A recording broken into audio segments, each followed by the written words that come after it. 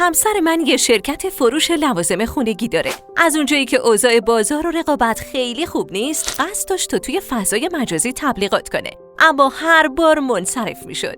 با من مشورت کرد. منم بهش گفتم پس چرا تبلیغات نمی‌کنی؟ گفت آخه هزینه تبلیغات خیلی زیاده و منم الان شرایط مالی خوبی ندارم. با برادرم که شرکت کامپیوتری داره مشورت کردم. اونم گفت ما برای شرکت خودمون یک کلیپ تبلیغاتی ساختیم و اونو توی فضای مجازی پخش کردیم. از اون زمان اوضاعمون کمی بهتر شده. گفتم چه عالی، اما همسر من نگران هزینه‌های زیاده. همون موقع برادرم حرفمو قطع کرد و گفت اگه از سبک آبجکت موشن استفاده کنه هزینه ساخت به شدت پایین میاد و تازه کلیپ هم جذاب تره. فقط کافیه به سایت rezamiri.ir مراجعه کنه.